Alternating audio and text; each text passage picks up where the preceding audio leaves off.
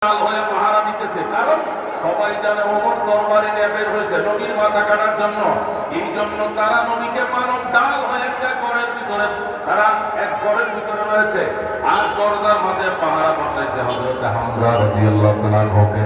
হযরত হামজা ছিলেন 39তম মুসলমান আর ওমর হয়েছেন 40তম মুসলমান।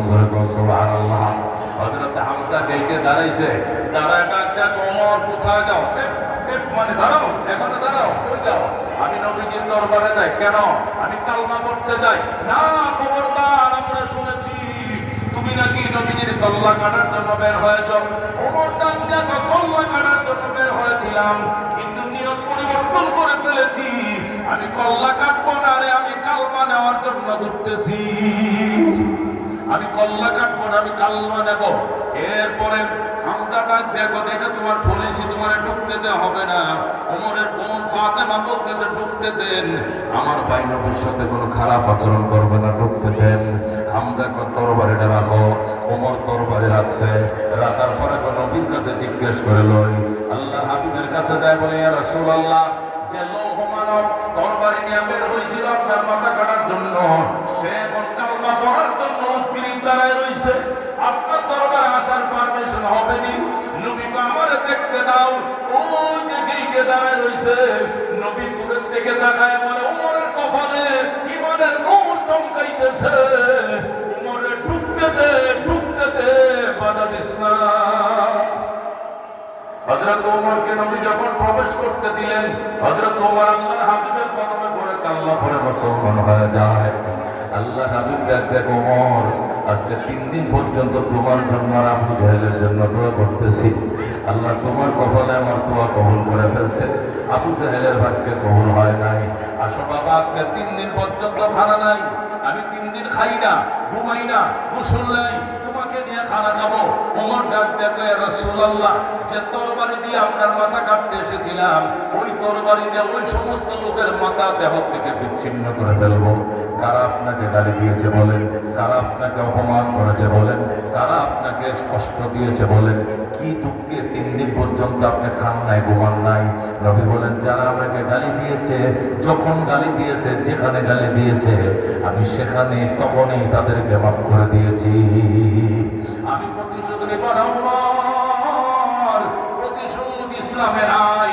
ইসলাম তরবারির জোরে আগায় নাই, ইসলাম আগিয়েছে আদর্শের জোরে। আল্লাহু আকবার। সুতরাং ওমর প্রতিশোধ নেওয়ার পারমিশন দিব না। আল্লাহ নবী সাল্লাল্লাহু আলাইহি ওয়াসাল্লাম পারমিশন দেন, ওমর কথা বলে আমি আল্লাহর ঘর তওয়াফ করে আসি, এরপরে খাওয়া দাওয়া হবে। কেন? আরবরা এখনো মক্কার কাফেররা অপেক্ষা করতেছে, আপনার কল্লা নিয়ে যাব। আমি তো কল্লা নিয়ে যাব না, আমি তো কলমা নিয়ে যাব। এই জন্য আমি বাইতুল্লাহর সামনে এলান করে আসি, আল্লাহু আকবার। হযরত ওমর ফারুক রাদিয়াল্লাহু তাআলা আনহু কুশার মধ্যে তরবারিটা এইভাবে কুশার মধ্যে রাখলেন, এইভাবে রাইখা তরবারিটা এইভাবে রইছে, আল্লাহর ঘর তওয়াফ করতেছে। লাব্বাইক আল্লাহুম্মা লাব্বাইক, লাব্বাইক লা শারীকা লাক লাব্বাইক, ইন্নাল হামদা ওয়ান নি'মাতা লাক ওয়াল মুলক লা শারীকা লাক। আল্লাহর ঘর তওয়াফ শুরু করে দিয়েছে ওমর।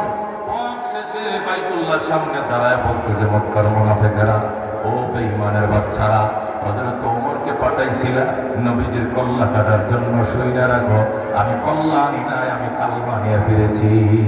আল্লাহু আকবার। আমি কালমা নিয়ে ফিরেছি। আজকের থেকে ইসলামকে ওপেন করে দিলাম। এতদিন মুসলমান গোপনে গোপনে থাকতো, আজকের থেকে ইসলাম ওপেন করে দিলাম। আজকের থেকে মুসলমান ওপেন চলাফেরা করবে।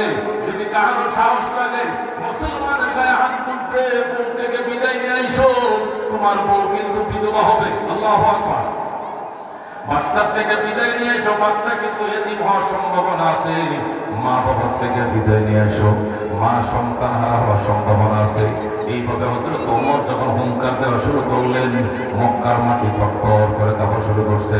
আবু জাহেল কয়, ব্যাপার কি?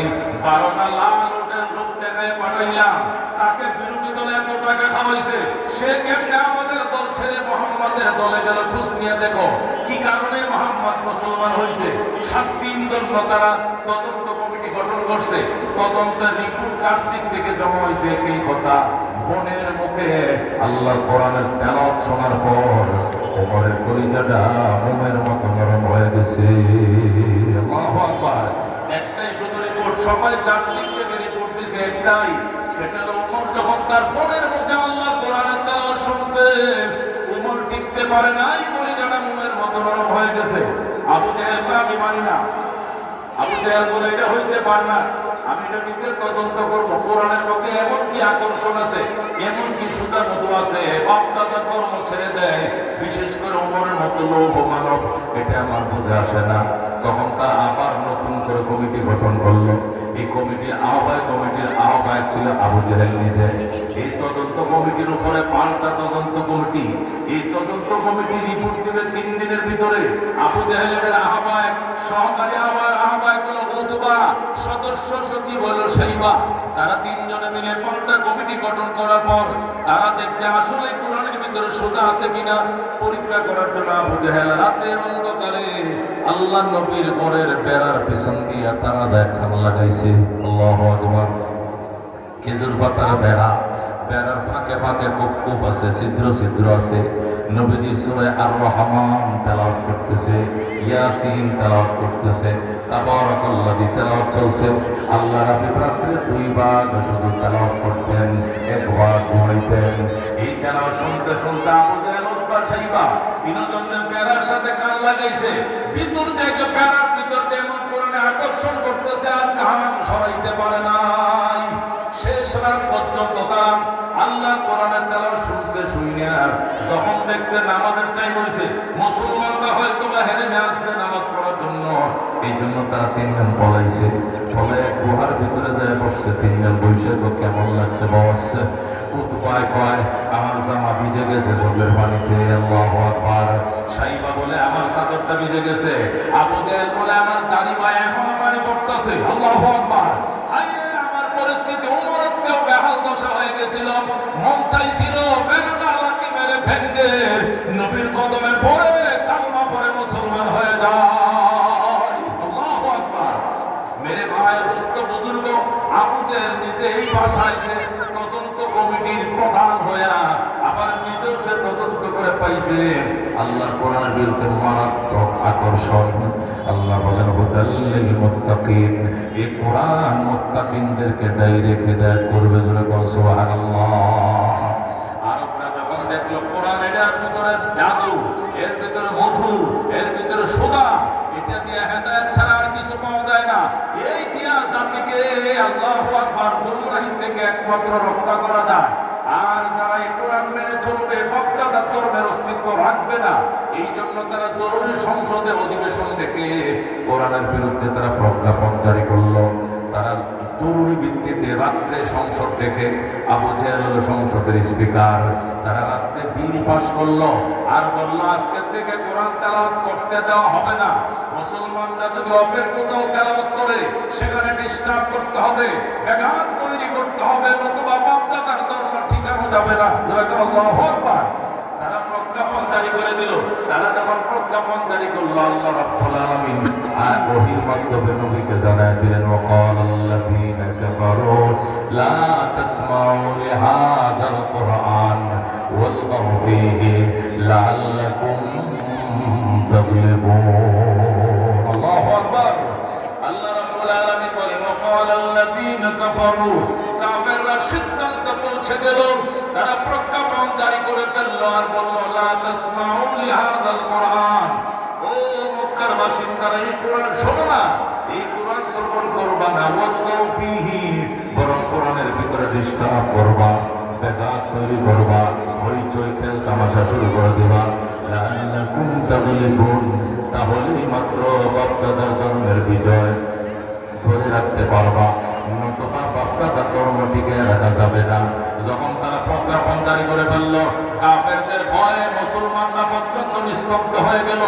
আল্লাহ রাব্বুল আলামিন তাদের প্রজ্ঞাপনের বিরুদ্ধে পাল্টা প্রজ্ঞাপন জারি করে দিলেন। আল্লাহু আকবার। আল্লাহ তাআলা বলেন বন্ধু, এই নিয়ে ভয়ের কোনো কারণ নাই। তারা যতই প্রজ্ঞাপন জারি করো, কোরআন শোনা যাবে না, কোরআন শোনানো যাবে না। আমি আল্লাহ পাল্টা কর্মসূচি দিলাম, বইদাও কুরআন কুরআন ফাসতামিউ লাহু ওয়া আনসিতু লাআল্লাকুম তুরহামুন। বলে আল্লাহু আকবার।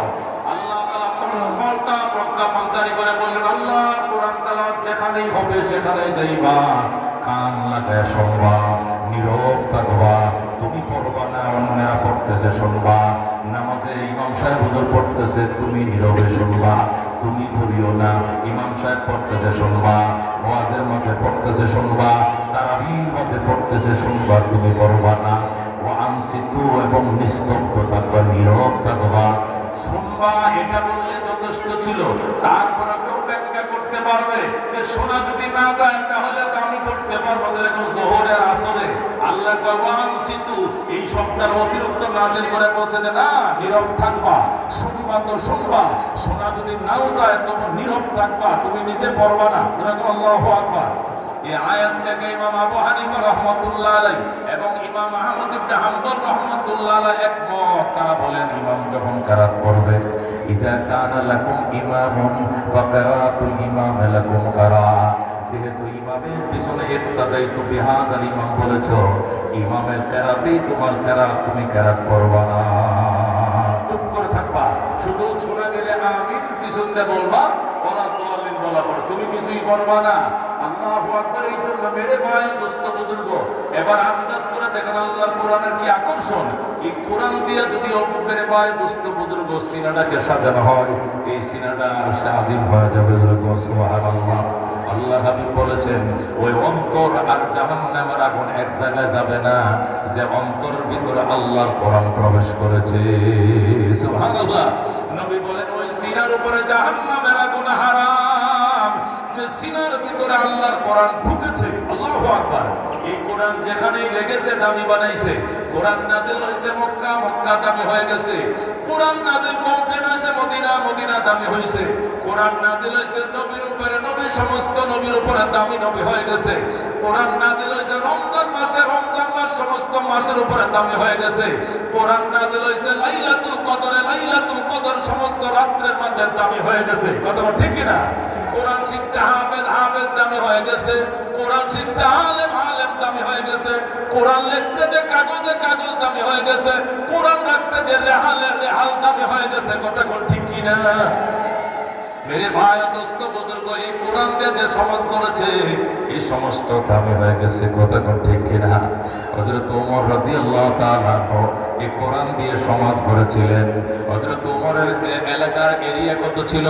বাংলাদেশের এরিয়া হলো 1,55,000 বর্গ মাইল, আর ওমরের শাসন এরিয়া ছিল 2,55,00,000 বর্গ মাইল। বলে সুবহানাল্লাহ। বাংলাদেশ 1,55,000 বর্গ মাইল, আর উমরের শাসন এরিয়া ছিল 2,55,00,000 বর্গ মাইল, মানে অর্ধেকটা পৃথিবী। আল্লাহু আকবার। এরপরে ছোট্ট একটা কোরআন দিয়ে শাসন করার কারণে কি হয়েছিল অবস্থা কিতাবে লেখে, ওমর শুয়ে রয়েছে মদিনায় খেজুর গাছের তলায়। সেখান থেকে 1,500 মাইল পশ্চিমে আফ্রিকার জঙ্গল থেকে হরিণ আর সিংহ একসাথে নেমে এসে পানির ঘাটে পানি পান করার জন্য। হরিণ আর সিংহ একটা গালের সাথে আর একটা গাল মিলায়া পানি পান করে। হরিণ সিংহর দিকে তাকায় না, সিংহ হরিণের দিকে তাকায় না। পানি পান করে সিংহ এদিকে যায়, হরিণ ওদিকে যায়। কিছু দূর দূরে যায় হরিণ দাঁড়ায়, মামা একটু দাঁড়ান, মামা দাঁড়ান। সিংহ তো কি করবে, জলদি কর। আগে তো আপনাদের অত্যাচারে জঙ্গলে থাকতে পারি নাই, কিন্তু এখন এত বড় পরহেজগার কেমনে হইলেন? বাগিনাদের একটু খবর লন না, ঘটনাটা কি? আমরা ভালো আছি না মন্দ আছি একটু খবর তো লইবেন। এই যে একসাথে পানি পান করলাম, একটু জিজ্ঞাইলেন না কেমন আছিস বাগিনা? সিংহ ডাক দেখো, বাগিনা কথা কম কর, হযরত ওমরের শাসন চলছে। আল্লাহু আকবার। হযরত ওমরের শাসন চলছে, এখানে খাতির করার সময় নাই। যদি জিজ্ঞেস করি কেমন আছো, আর তুমি যদি মাইন্ড করো আর ওমরের কাছে বিচার যায়, ফাঁসা লাল বানায় দিবে। क्या नजर थी जिसने मुर्दों को मसीहा कर दिया, दिल को रोशन कर दिया, आँखों को बीना कर दिया, खुद न थे जो राह पर औरों के हाथी बन गए। क्या नजर थी जिसने मुर्दों को मसीहा कर दिया, दिल को रोशन कर दिया, आँखों को पीना कर दिया दुर्फशानी ने तेरी कतरों को दरिया कर दिया दिल को रोशन कर दिया को पीना कर दिया। ज़रा मरहबा।